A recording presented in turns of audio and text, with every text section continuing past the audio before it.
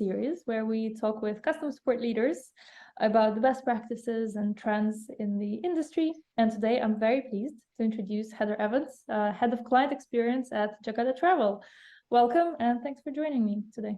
Thanks. I'm very pleased to be here, Luba. Thanks for inviting me. Thank you. Just to kick us off, could you please introduce yourself and say a couple of words about your career so far?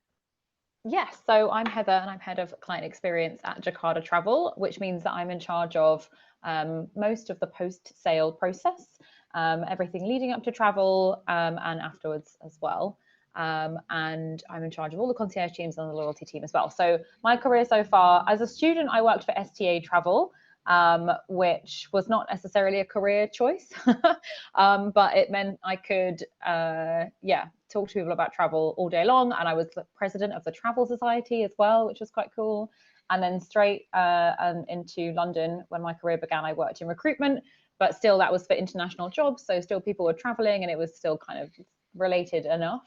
And then I started to work for Flight Centre in a couple of different roles, and in their flagship branch in High Street, Kensington, and I've been working for Jacada for 5 years. But I always say that really my role in hospitality began when I was about 15, and I used to clean hotel rooms for £3.50 an hour. So yeah, it's been a long career. Great, thank you for sharing this. So I guess given all of that, what do you think is the most important thing to make customer service a success? I think it's quite a boring and maybe predictable answer, but I honestly think just listening, because even if you're doing the same thing day in, day out, it is what a client actually is going to make them really happy. They are going to tell you what it is, and it could be different for every single person. So really the listening skill is the most important skill. And honestly, for us, like your unhappiest client can become your biggest cheerleader, but that's only really true if when they are your angriest client, you give them the space to vent and you listen to them and you bring out absolutely everything that they want to say first, and then you take note of that and then you move on to solutions. So yeah, I think to be a really amazing kind of customer expert, you've got to be a good listener. Yeah, makes sense. I mean, you mentioned that, most of the time customers come to you with problems and feedback and issues. How do you pass on these insights to your product team or the rest of the business? Yeah, that's a good question. It can be tricky, but it's super important. So for us, we do it in 2 different ways. We sort of do it anecdotally. Every single, what we call welcome home call, all of that information gets passed to the relevant people and it gets discussed in team meetings. And for me, I always say like the nice stuff is great, but the things that weren't perfect are a lot more useful. And then also we do track trends and things as well. So we're moving CRMs pretty soon, which is very exciting. And that is going to make it a lot easier for us to track all of the feedback. And again, like the happy stuff is great, but it's the places where things go wrong is a lot more interesting. And that's what we need to kind of dig out and work on. So yeah, the product team is going to be helping with a lot of that. What kind of process do you run? Like have weekly meetings with the product team, or how do you? So we have 4 regions just last week, 5 regions, which I guess it's kind of continents. We call them regions. So we just launched Middle East, which is really exciting. And we split our product into different regions each of the product managers and their teams works on different projects at different times, because you can't actually always apply one, it's not always urgent one thing compared to another. But in the Asia Pacific team at the moment, for example, we're doing a big product overhaul. So there's a giant spreadsheet that's so ugly that we need to look at. And because when you're kind of having that welcome home call with a client, you're just putting down every single thing, because every single bit of that feedback is so important. And it's mine and the Asia Pacific product team's job to kind of go through that and pick out the good thing and kind of spot the trends. But yeah, moving on to the different CRM will make that a lot more smooth, I think. Yeah, so we don't have there is obviously a weekly product meeting, but that isn't about feedback, because the feedback is more important for the salespeople, who we call our travel design team, and the concierge team and operations as well, to be honest, to hear, because they are really like on the kind of front line, and they might pick up the fact that like, oh, actually this different client is going to the same restaurant, and things like that. So with restaurants, for example, everything has a spreadsheet, right? We have a big spreadsheet for that as well. And it's kind of like a 3 strikes then you're out rule. So recommending restaurants, especially in Italy, for example, the restaurants that are the most like local, authentic, the best food are typically the worst at forgetting to actually reserve a table. Even if you call, you email, you get the hotel to call in Italian, you ring them the day before, your clients will get there expecting the best meal of their lives, and there's no reservation, even though we did everything we could from London or Switzerland or wherever the concierge is. And so then that helps because we obviously note that feedback down. And then when you recommend it to the next client, you say, it could be the best bowl of pasta you've ever eaten, or there could be no table, even though we've done everything. Here's 3 other places in the local area. What do you think? So yeah, I guess the short answer is a lot of spreadsheets and a lot of communication within the team very quickly. Yeah, makes sense. Makes sense. I guess when you're launching a new product, it always starts with an ugly spreadsheet, and then you just... Yeah, exactly. Yeah. Yes, but that's why we spend a lot of money on CRM, because maybe those things will get better. Yeah. Yeah, makes sense. I guess with a large team, it can be quite hard to maintain the quality of support. How do you manage that, and how do you make sure that you maintain consistency? Yeah, that is tricky. And I think one of our biggest challenges at the moment is how quickly we are growing, which is obviously very exciting, but is quite difficult as well. The way that we're kind of handling consistency of service in the teams is to make sure that managers only have a small number of people to manage. So it's important that people get the support, because with travel, even though you can be sending people to the same countries over and over again, all of our itineraries are bespoke, all of our clients are high-end clients, and every single trip is genuinely a little bit different or very different. So people knock against different challenges all the time, and to have the support of a manager who knows what's going on with you and who knows what they're doing and can offer that support is really important. So that definitely helps with consistency. And then another thing as well that we make sure happens all the time is research trips. So that's always really important in the travel industry in general, but for us, again, with the feedback, it's just really important to actually get out there and see what's going on, to kind of cultivate connections with the hotels and with the destination management companies, but also to make sure that that kind of consistent on the ground service is happening. We need to see it with our own eyes so we can endorse it. So that helps a lot as well. Yeah, got it. Okay. So these days, everyone is talking about AI and ChatGPT. What do you think about this? Are you thinking about running some kind of experiments at Jacada Travel, or anything really? Yeah, what am I thinking? This is such a great question. I've done a bit of kind of research because I'm so curious. I know that like Expedia, they're using it, and other kind of companies are using it as well. But we are at the moment definitely not using it. So the luxuriness that comes with Jacada is the human to human experience. And that's why we have not just the travel designer and then like a backup person. You have your travel designer and your concierge, who equally both are focused on your trip, and are both people who are well traveled and can speak many languages and know what they're doing. It's not, it's 2 people who are fantastic. And so we don't need ChatGPT in that sense, because we have people who are great. But it is interesting to use it. I definitely use it to avoid that, like, when you have just a blank page in front of you and you just think, I don't even know how to start this email or this project or whatever. I will use ChatGPT just to kind of get my off the starting line, and then whatever I write will be different. But yeah, we're not looking at using it for anything client interactive at the moment, and we're definitely not going into like live chat, using ChatGPT, or texting or emails using ChatGPT whatsoever. There's lots of things, to be honest, that we already could automate that we choose not to. So for example, we take a deposit and then a balance payment, and other companies that are similar will just take the balance automatically, because you know what day it's due, you know how much is due, you know who to email, blah, blah, blah. But even then, we don't automate that. A concierge will get reminded of that, and then we will ask, they will write a genuine email as well, because that's kind of the service that we want to offer. So I'm not going to say never, but definitely never direct from ChatGPT to client facing. There will always be someone in the middle. No, I'm sure your customers really appreciate this kind of approach and support, where it's very... But the thing is, ChatGPT is getting so clever. Will people even realize? So like for 2023, no.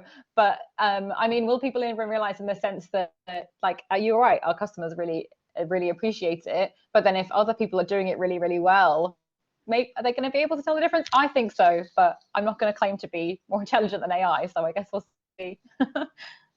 Yeah.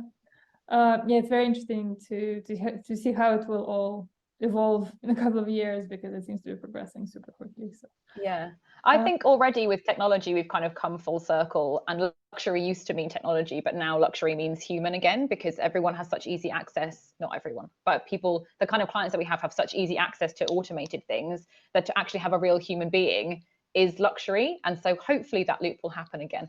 We'll see. Yeah, no, definitely agree. What is your biggest challenge right now? What keeps you awake at night? Great question. Definitely the growth, yeah, because we have such good retention, like amazing staff retention at Jacada, and we have lots of perks and everyone kind of really loves working with each other. But the thing with growth is that there are people who have been in their roles now for even like 2.5 years who are so amazing and so cool, and we want to utilize them.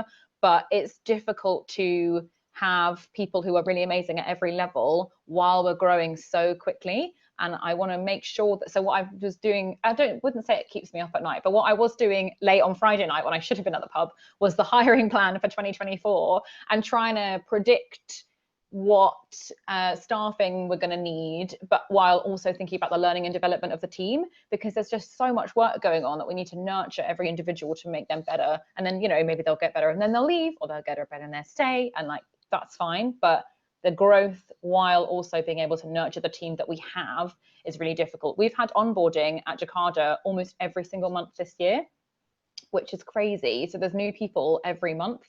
So we need to make sure that the people who are here are super happy and excited about their careers while also still kind of having that progress. So yeah, I guess balancing those two things is challenging. Yeah, that sounds really tough. Onboarding every month for sure. I know. And I always think, like, all of us on the senior team, we want to make sure that we're involved and we have FaceTime with the new people and all the rest of it. But it's like it's a lot of hours every single month, and it's the same training every single month. So it gets a little dry. Sure. I guess one follow-up question on this one, given that you're so bespoke and you have, it's not like you use canned responses for a lot of the customer interactions, how do you manage that onboarding, and especially at that kind of scale? It's tricky. Yeah, it's really tricky. I mean, honestly, for concierge teams, for example, what we do is we reframe the assistance as training. So it's like, okay, so this is what we would say about travel insurance, for example. And so for you to kind of embed this into your knowledge and for you to learn about this, here's a couple of emails about insurance that need answering this week. So we use the new people to help us do our work and then also kind of train them. So it's like you get taught about something and then you do one and then you can do one kind of by yourself. So we try and marry those two things together. And there's also a lot of shadowing. So my team's completely remote. In September, there'll be 20 concierges, but none of them are in the UK whatsoever, over kind of 4, just turning into 5 teams. So shadowing is just basically being on Google Meets. But it's also really important to spend a lot of time with those people to make sure that they are feeling comfortable with Jacada and with the company culture.